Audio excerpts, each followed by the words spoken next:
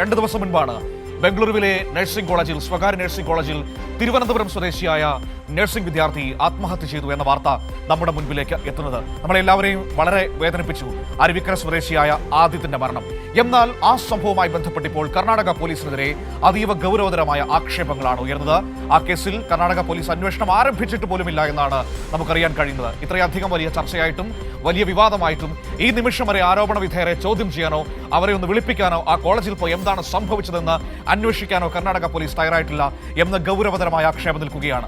അതോടൊപ്പം തന്നെ ചേർത്ത് വായിക്കേണ്ടതാണ്, ആ കോളേജ് കർണാടക ഉപമുഖ്യമന്ത്രിയായ DK ശിവകുമാറിന്റെ അടുത്ത ബന്ധുവിന്റേതാണ് എന്ന വളരെ പ്രധാനപ്പെട്ട വിവരവും ഇപ്പോൾ പുറത്തേക്ക് വന്നിട്ടുണ്ട്. എന്തുകൊണ്ടാണ് കർണാടക പോലീസ് മൗനം പാലിക്കുന്നത്? അതിൽ കർണാടക സർക്കാരിലെ ഉപമുഖ്യമന്ത്രിയായ DK ശിവകുമാറിന്റെ ഒക്കെ ഇടപെടലിനെ തുടർന്നാണോ ആ മൗനം എന്ന വളരെ പ്രധാനപ്പെട്ട ചോദ്യമുണ്ട്. അതോടൊപ്പം തന്നെ നമ്മുടെ മുൻപിൽ ബാക്കി നിൽക്കുന്ന വളരെ പ്രധാനപ്പെട്ട മറ്റൊരു വിഷയം എന്ന് പറയുന്നത്, സംസ്ഥാനത്തെ കോൺഗ്രസ് നേതാക്കൾ ആരും നമ്മുടെ നാട്ടിലെ ഒരു കുട്ടി മരണപ്പെട്ടിട്ട് ഈ നിമിഷം വരെ അതിൽ പ്രതികരിച്ചിട്ടില്ല എന്നതും ഏറ്റവും പ്രധാനപ്പെട്ടതാണ്. സാധാരണ കർണാടകത്തിലെ കാര്യങ്ങളിലൊക്കെ ആദ്യം അഭിപ്രായം പറയാറുള്ള KC വേണുഗോപാൽ ഈ വിഷയം അറിഞ്ഞ മട്ടുപോലും ഇതുവരെ കാണിച്ചിട്ടില്ല എന്ന വളരെ പ്രധാനപ്പെട്ട വിഷയവും നമ്മുടെ മുന്നിൽ നിൽക്കുന്നുണ്ട്. അപ്പോൾ അതാണ് നമ്മൾ ആദ്യം ചർച്ച ചെയ്യാൻ വേണ്ടി പോകുന്നത്. തിരുവനന്തപുരത്ത് നിന്ന് ദിൽനയാണ് എന്നോടൊപ്പം ചേരുന്നത്. ഈ സംഭവത്തിന്റെ പൂർണ്ണമായ വിശദാംശങ്ങൾ നമ്മളോട് പറയാനായി. Dilna, good morning. ഏറ്റവും വേദനിപ്പിക്കുന്ന സംഭവമായിരുന്നു ആദിത്യന്റെ മരണം. ആ കേസിൽ, ആ വിഷയത്തിൽ കർണാടക പോലീസ് ഒളിച്ചു കളിക്കുകയാണ് എന്ന ഗൗരവതരമായ ആക്ഷേപം നിൽക്കുകയാണ്. കർണാടക ഉപമുഖ്യമന്ത്രി DK ശിവകുമാറിന്റെ ബന്ധുവിന്റേതാണ് ആദിത്യൻ മരണപ്പെട്ട ആ കോളേജ് എന്നതും പ്രധാനപ്പെട്ട ഒരു വിഷയം തന്നെയാണ്. ആ രാഷ്ട്രീയ ബന്ധങ്ങളാണോ കർണാടക പോലീസിന്റെ ഈ ഒളിച്ചുകളിക്ക് പിന്നിൽ, ഈ മെല്ലെപ്പോക്കിന് പിന്നിൽ? വെരി ഗുഡ് മോർണിംഗ് മനു സൂചിപ്പിച്ചതുപോലെ തന്നെ നമുക്കറിയാം, തൊട്ട് മുന്നേ ആയിരുന്നു നിതിൻ രാജിന്റെ മരണം ഉണ്ടായിരുന്നത്. ആ നിതിൻ രാജിൽ നിന്ന് അധികം വൈകാതെ തന്നെ അടുത്തൊരു വിദ്യാർത്ഥി കൂടി, ഒരു മെഡിക്കൽ വിദ്യാർത്ഥി കൂടെ മരണപ്പെട്ട ഒരു കാഴ്ചയാണ് നമ്മൾ കാണുന്നത്. അതും മറ്റൊരു സംസ്ഥാനത്ത് ചെന്ന് നിന്ന് പഠിക്കുന്നു. ഇവരെല്ലാവരും തന്നെ പഠിക്കാൻ മിടുക്കരായിരുന്നു. ഈ നഴ്സിംഗും ഡോക്ടറും നഴ്സും ഒക്കെ ആവാൻ ആഗ്രഹിച്ചു പോയ മക്കളായിരുന്നു എന്നതായിരുന്നു ഏറ്റവും വലിയ സങ്കടകരമായ ഒരു കാഴ്ച എന്ന് പറയുന്നത് തന്നെ. കഴിഞ്ഞ ദിവസമായിരുന്നു ഈ ആദിത്യന്റെ സംസ്കാര ചടങ്ങ് പൂർണ്ണമായത്. അപ്പോൾ തന്നെ ഈ ആദിത്യന്റെ അച്ഛൻ മാധ്യമങ്ങൾക്ക് നൽകിയ ബൈറ്റുകളിലെല്ലാം തന്നെ പറയുന്നുണ്ട്, ഈ പോലീസിന്റെ ഭാഗത്ത് നിന്ന് വലിയ തരത്തിലുള്ള ഒരു നിസ്സംഗത ഉണ്ട് തുടക്കം മുതൽ തന്നെ എന്ന്. അതേ നമുക്കറിയാം, ഈ ഒരു കുട്ടി മരിച്ചു എന്ന് പറഞ്ഞ് അച്ഛനെ വിളിച്ചു വരുത്തുന്നുണ്ട്. അതും അച്ഛനെ വിളിച്ചു വരുത്തുന്നത് അപകടം സംഭവിച്ചു എന്നുള്ള നിലയിലാണ്, അല്ലാതെ ആദിത്യം മരിച്ചു എന്നുള്ള നിലയിലല്ല കോളേജ് അധികൃതരുടെ ഭാഗത്തു നിന്നുണ്ടാവുന്നത്. നിങ്ങളുടെ മകനൊരു അപകടം സംഭവിച്ചു എന്നുള്ള നിലയിലാണ് വിളിച്ചു വരുത്തുന്നത്. അപ്പോൾ തന്നെ വലിയ തരത്തിലുള്ളൊരു ദുരൂഹത ഇതിന് പിന്നിൽ കുടുംബാംഗങ്ങൾക്ക് തോന്നിയിട്ടുണ്ടായിരുന്നു. അതായത് ഹോസ്റ്റൽ മുറിയിലാണ് ഈ കുട്ടി താമസിക്കുന്നത്. 4 പേരടങ്ങുന്ന ഒരു ഹോസ്റ്റൽ മുറിയിലാണ് താമസിക്കുന്നത്. പക്ഷേ മരിച്ച നിലയിൽ കണ്ടെത്തിയത് തൊട്ടടുത്ത ഒരു ഇരുട്ടുമുറിയിൽ നിന്നാണ്. അതും അകത്തു നിന്ന് പൂട്ടിയ നിലയിൽ കണ്ടെത്തിയതോടെ സംശയം തോന്നിയ ഒരു വിദ്യാർത്ഥിയാണ് അത് ചെന്ന് നോക്കിയിട്ടുള്ളത്. അപ്പോൾ തന്നെ ഈ കുടുംബങ്ങൾക്ക് വലിയ തരത്തിലുള്ള ഒരു സംശയം ഉണ്ടായിരുന്നു. കാരണം ഒരു അധ്യാപകനെതിരെ വലിയ തരത്തിലുള്ള ഒരു ഗുരുതര ആരോപണം തന്നെ കുടുംബാംഗങ്ങൾ ഇപ്പോൾ പറയുന്നുണ്ട്. അതായത് സന്തോഷ് പാണ്ഡെ എന്ന് പറയുന്ന ഒരു അധ്യാപകനെതിരെ വലിയ തരത്തിലുള്ള ഈ ആദിത്യന്റെ സഹോദരനടക്കം ബന്ധു അടക്കമുള്ള ദേവനടക്കം പറയുന്നുണ്ട്. ഈ ഒരു കാര്യം ചെയ്യാം. നമുക്ക് ഈ ആദിത്യന്റെ അച്ഛൻ വളരെ വേദനയോടെ മാധ്യമങ്ങളോട് കഴിഞ്ഞ ദിവസം സംസാരിച്ചിരുന്നല്ലോ. ആ വാക്കുകൾ നമുക്ക് ഒരിക്കൽ കൂടി കേൾക്കാം. ആ കുടുംബത്തിന് പറയാനുള്ളത് എന്താണെന്ന് കൂടി നമുക്ക് നമ്മുടെ പ്രിയപ്പെട്ട പ്രേക്ഷകരിലേക്ക് ഒരിക്കൽ കൂടി ഒന്ന് പങ്കുവയ്ക്കാം. അതിനുശേഷം ഞാൻ ദിൽനയിലേക്ക് മടങ്ങി വരാം. ആദിത്യന്റെ അച്ഛൻ മാധ്യമങ്ങളോട് സംസാരിച്ചപ്പോൾ പറഞ്ഞ വാക്കുകളിലേക്ക് വളരെ വേഗത്തിൽ നമുക്കൊന്ന് പോകാം. ഇന്നലെ കോളേജിൽ അവിടുത്തെ കുട്ടികൾ പറഞ്ഞത് ഒരു സന്ദീപ് പാണ്ഡെ എന്ന് പറഞ്ഞൊരു അധ്യാപകൻ്റെ പേരാണ് പറഞ്ഞത്. കൂടെ ഉണ്ടായിരുന്ന 2 പേര് മയക്കുമരുന്ന് ഉപയോഗിച്ചിട്ടുണ്ട്.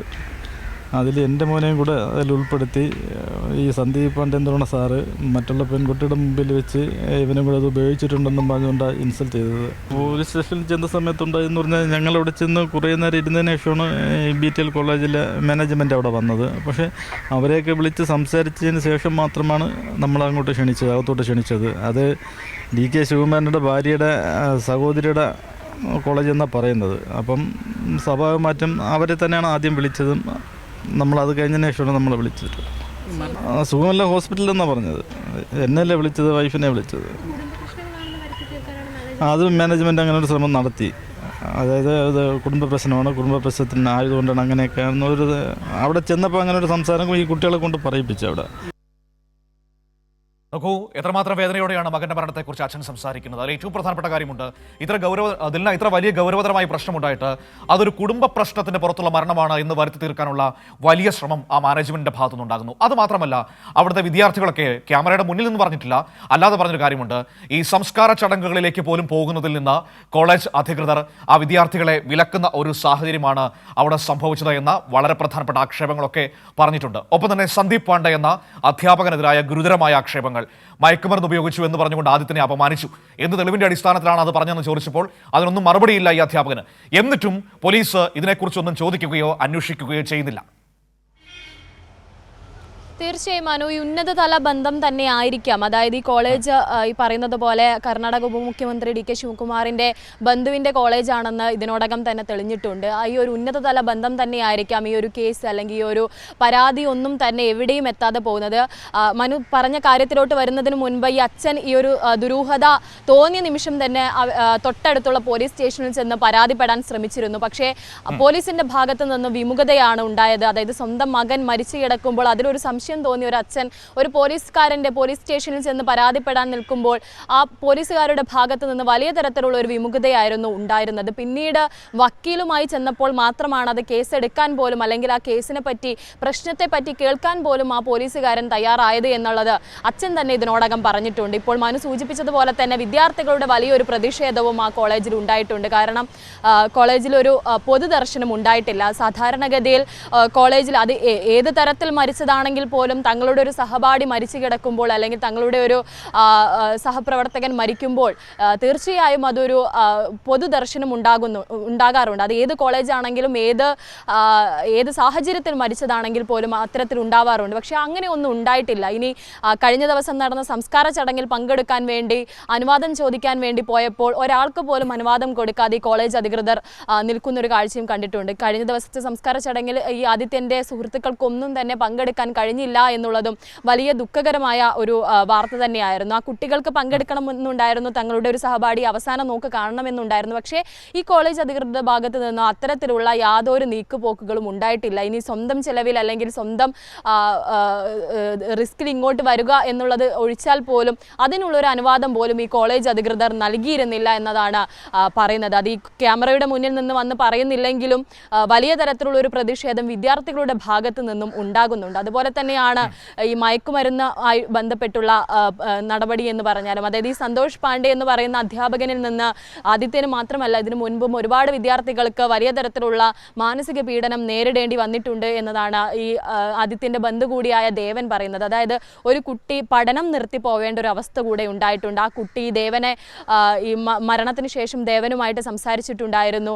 ഈ സന്തോഷ് പാണ്ഡെ എന്ന് പറയുന്ന അധ്യാപകൻ വലിയ തരത്തിൽ മാനസിക പീഡനം നൽകുന്ന ഒരാളാണ് എന്നുള്ള രീതിയിലെല്ലാം പറയുന്നുണ്ടായിരുന്നു. അതായത് അത്തരത്തിൽ ഈ അധ്യാപകനെതിരെ മുൻപും ആരോപണം ഉണ്ടായിട്ടുണ്ട്. എന്നിട്ടും കോളേജ് അധികൃതർ എന്തുകൊണ്ട് നോക്കി നിന്നു, എന്തുകൊണ്ട് അധ്യാപകനെതിരെ നടപടിയൊന്നും എടുത്തില്ല എന്നുള്ളത് വലിയ ചോദ്യചിഹ്നം തന്നെയാണ്. ഇനി ഒരുപക്ഷെ നേരത്തെ പറഞ്ഞതുപോലെ ഉന്നതതല ബന്ധമുള്ള ഒരു കോളേജാണ്, ഈ അധ്യാപകനും അതിൽ ഒരു പങ്കുണ്ടോ എന്നുള്ളതെല്ലാം ഞാനിങ്ങനെ ആലോചിക്കുകയാണെന്നില്ല. വളരെ പ്രധാനപ്പെട്ട കാര്യമുണ്ട്. സാധാരണഗതിയിൽ ഇപ്പോൾ കർണാടകത്തിലെ അവസാന വാക്കെന്ന് പറയുന്നത് ഇതിനൊക്കെ അപ്പുറത്തേക്ക് മറ്റൊരു വാക്കുണ്ട്, അത് KC വേണുഗോപാലിൻ്റെതാണ്.